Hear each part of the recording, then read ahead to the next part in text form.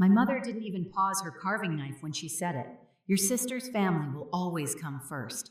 You are always last. My father nodded as if it were weather, not a verdict. I didn't argue. I just said, good to know. That was the moment I stopped waiting for a place at their table. I pulled my money back, my time back, my plans back. Separate life, separate future. And just when the silence between us finally felt clean, the family emergency hit them harder than any of us expected. They came to my door together, and they thought I would open it. But I grew up in a house where the walls carried a quiet ranking system. You could hear it in the way footsteps changed depending on who walked in or how conversations rose when Lila entered and thinned out when I did. No one said it outright back then. They didn't have to. The hierarchy lived in the small things. When Lila turned 16, the whole driveway glowed. My parents had parked a new car under the streetlight, the paint catching every shimmer. They stood beside it, waiting with a camera. I watched from the upstairs window as they handed her the keys, my mother's voice sharp with pride. Your future is worth investing in, she said. 6 months later, on my 16th birthday, the kitchen light hummed over a small cake. No candles, no surprise waiting outside, just my father sliding a simple card across the counter. We're proud of you, it said in printed letters. I smiled anyway. I knew the script. Lila got the spotlight. I got the quiet nod. College followed the same pattern. Lila received checks for tuition, for books, for the apartment near her campus. I got a lecture about responsibility and the satisfaction of earning my way. You're independent, my mother said, as if it were a flaw I'd chosen. You manage fine. So I did. I stocked shelves in the early morning, wrote code for small freelance projects at night, and saved every spare dollar for community college. During my last shift at the grocery store before fall semester, I remember looking at the break room fridge. Someone had taped a picture of their family vacation on it. Beaches, umbrellas, arms thrown over shoulders. It struck me, Lila had albums full of those moments. I didn't have a single family photo after age 13 where I wasn't standing on the edge of the frame. Graduation day for my associate degree came and went. My parents were out of town that weekend for Lila's baby shower. I crossed the stage alone, my name echoing in a hall of strangers. Afterward, I called home. My mother answered between errands. That's wonderful, honey, she said. But Lila's contractions started early and were helping her organize the hospital bag. I'll call you later. She didn't. When I transferred to a 4-year university on a partial scholarship, they called it a nice little achievement. Lila's wedding, however, was the event of the decade. They walked through the reception hall like they built it themselves. I stood near the bar while relatives told me how lucky I was to have a sister with such a perfect life, as if her shine somehow reflected on me. It didn't. Not really. After I graduated with my engineering degree, after the long nights, after choosing survival over sleep, more times than I could count, I waited to see if someone would notice. My mother congratulated me between pouring juice for Lila's toddler. My father asked if I had any prospects yet, while Noah talked loudly about refinancing their house. No one asked how I managed it alone. No one asked what I wanted next. By then, I had learned to stop expecting space to open for me. I carved out my own small, at first, a few investments, strict budgeting, a quiet apartment with dim morning light. My name wasn't on the wall of family photos, but it was finally on my own lease, my own plans, my own future. Looking back, I can see the pattern clearly. Every celebration, every crisis, every season, Lila centered me orbiting. That was the day somewhere between the car keys I never held and the cake I blew out alone, I learned my place in this family. The message came late on a Wednesday, a short line from my mother family meeting Sunday. Important, no context, no question if I was free. It felt like an appointment, not an invitation. When I walked into the living room that weekend, the air was tight with quiet panic. Papers were spread across the coffee table, payments overdue, notices, printed statements with highlighted sections. Lila sat stiff, hands clasped. Noah avoided eye contact. My parents had pulled both recliners forward as if positioning themselves at the head of a negotiation. My mother didn't waste time. There's been a situation, she said. Your sister and Noah are facing some financial strain. Strain was an understatement. The mortgage was months behind. The kids' school tuition hadn't been paid. A legal issue my mother skimmed over it quickly had left Noah unable to work for now. Every number on the page pointed in the same direction: collapse. My father sighed, tapping the stack of bills. We've done the math. Your mother and I can cover part of it, but not all. Lila needs immediate help. I waited. I didn't speak. I didn't move. I wanted to see how long it would take. Not long at all. My mother leaned forward. We expect you to take care of the rest. You're single, you have a stable job, and you don't carry the same expenses. It just makes sense. There it was, the quiet truth laid bare again. Lila first, me last, always. No one asked whether I could afford it. No one asked if I was already carrying my own burdens. No one asked anything. They simply assumed. My father slid a printed list across the table. This is what we need covered immediately. Mortgage catch-up, tuition payment, retainer for legal fees, monthly estimates highlighted in yellow, expected, assigned, mine. Lila whispered, "We really need you, Carenza." As if need itself was a currency I owed, the room blurred in soft edges, the ticking clock, the faint hum of the refrigerator, the weight of years pressing on the same bruise. I didn't argue. I didn't explain. I just looked at the numbers, then at them, and let the silence settle. They expected me to pay. I only said, I'll need 24 hours. The drive home was strangely quiet. No music, no podcasts, just the low hum of my old car and the echo of my mother's voice circling back in perfect clarity. You're always last. It had been said in passing, tossed across a dinner table like a napkin, but it lived deep in the walls of our house, in the pattern of every choice they'd ever made. That truth had finally spoken itself aloud, and now they wanted me to forget it because they needed something. I parked, locked the door behind me, and stood in the stillness of my apartment. Clean, sparse, a place built by my own hands, my own money, my own choices. For years, I had carried their expectations, quietly accommodating them without protest because resistance felt pointless. But the silence now felt different, charged, clear. I opened my laptop. First, accounts, checking savings investment portfolios. The numbers didn't surprise me. I'd memorized them the way some people memorize birthdays. Years of controlled spending, strict budgets, automatic deposits into long-term funds. I lived like someone who always expected the world to forget her, and that discipline had built a foundation no one in my family knew existed. My fingers moved steadily. I separated everything. New folders, new labels, personal, private, secure. Then I pulled up statements, months, then years, then the whole archive. I dragged them into a fresh folder on my desktop. Independent was what I named it. It felt accurate. On the other side of the room, Ava set down a bag of takeout. She didn't speak. She didn't ask. She just watched me the way she always did, quietly, without assumption. When she finally crossed the room, she placed her hand on the back of my chair. "You're not choosing against them," she said. "You're choosing for yourself." I didn't answer, but the words settled in my spine like alignment. I opened a spreadsheet next. Columns, formulas, projections.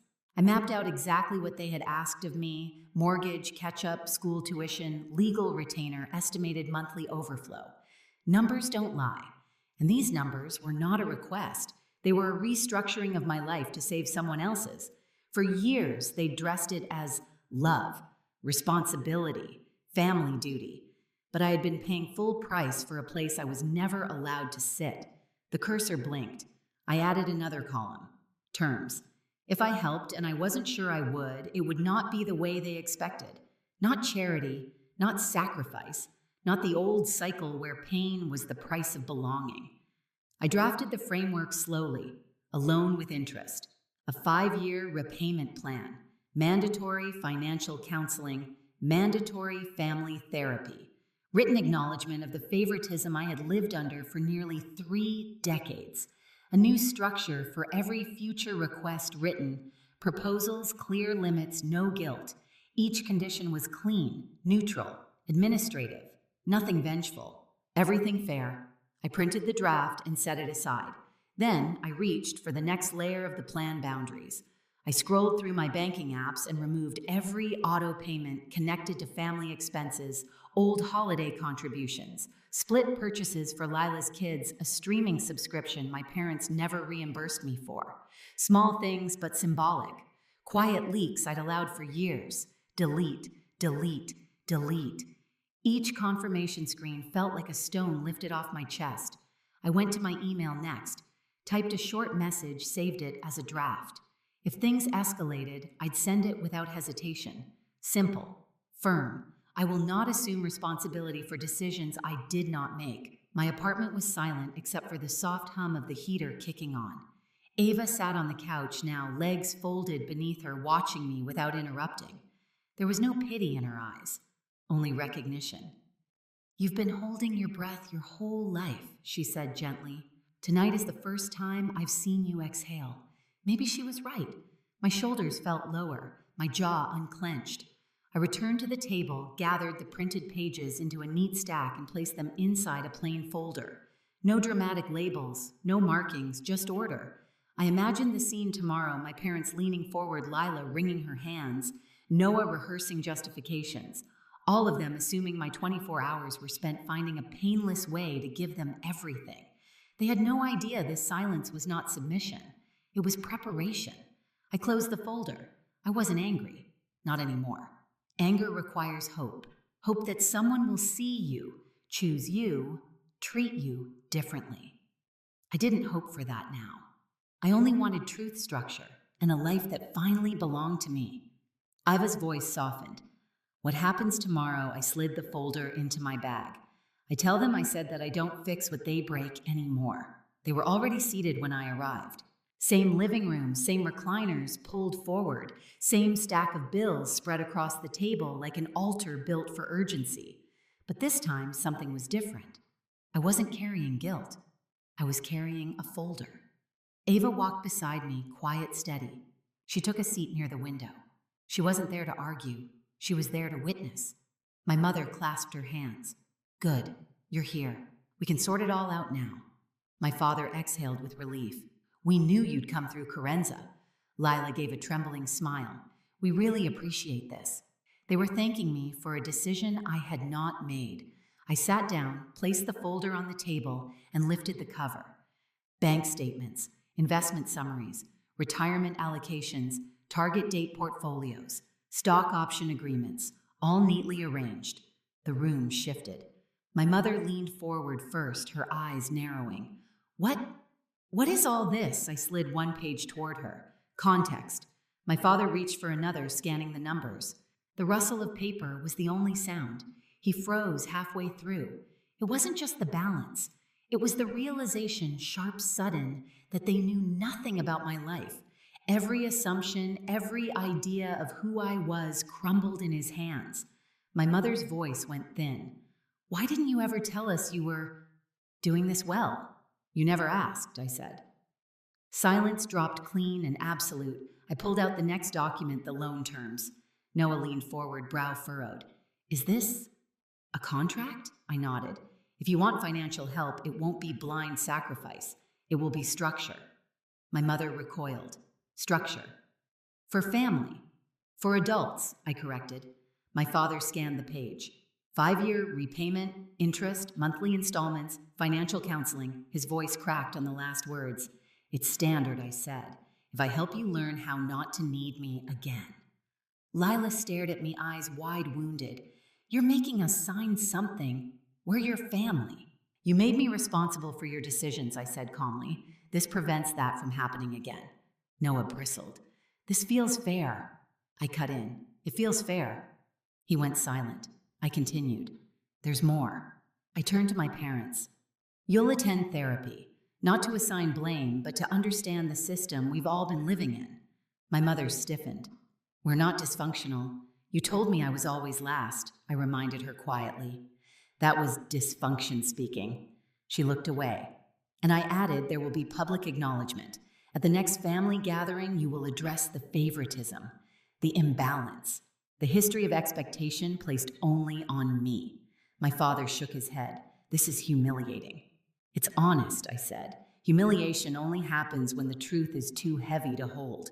The room tightened around us, everyone suddenly smaller in their chairs. Finally, I pushed the last document toward them. This is what you asked from me: mortgage catch up, tuition, legal retainer. These are your numbers. This is the cost of your choices. The terms sat openly before them, clear, neutrally, unemotional. My mother whispered, "You really won't help unless we agree to this." I met her gaze. I said, "Good to know at Thanksgiving." I meant it. Once I understood my place in this family, I stopped standing in the space you carved out for me. If I'm always last here, then I have to be first in my own life. No one spoke.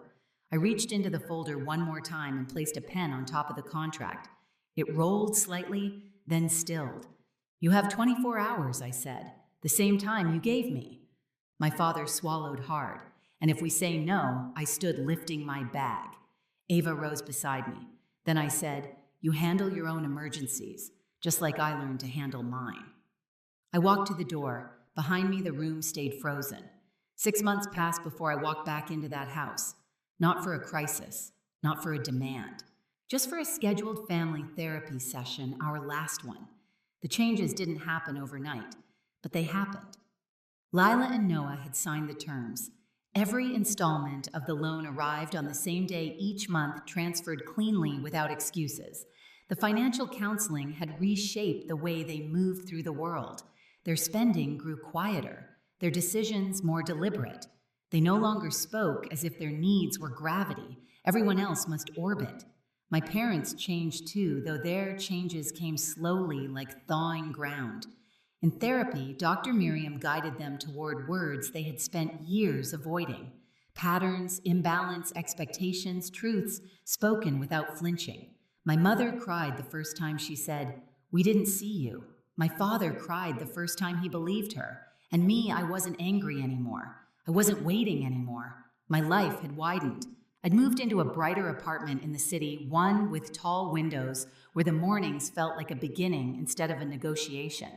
My desk held only what mattered: my laptop, a mug, and a small plant Ava bought because she said every new chapter needed something living. We spent slow Sundays exploring neighborhoods, stopping for coffee, speaking about futures without measuring them against anyone else's needs. She never asked me to shrink. I never expected her to rescue. We met in the middle, two people building something without ghosts tugging at the edges. On quiet nights, I cooked while she read on the couch. Sometimes she'd look up and say, "You seem lighter," and I realized she was right. My shoulders no longer curled inward, my hands no longer tightened around invisible expectations. Silence didn't feel like punishment anymore. It felt like air. The loan statements from Lila and Noah were tucked in a drawer, organized but no longer emotional. Proof that fairness could exist where chaos once lived. Before leaving the final session, Dr. Miriam said gently, "This is a family learning to walk differently, and you are the one who changed the ground beneath them." Driving home, evening lights stretched across the road. My apartment waited quiet, warm mine. For the first time in my life, nothing felt borrowed. I placed my keys on the table, the metal soft against the wood, nothing like the glittering set my sister once held in the driveway. This set was quiet, earned, chosen. The window was open just enough for the evening air to move through the room, steady and cool. Ava was in the kitchen, humming softly, the kind of sound that didn't ask anything of me. Families don't always change because they want to. Sometimes they change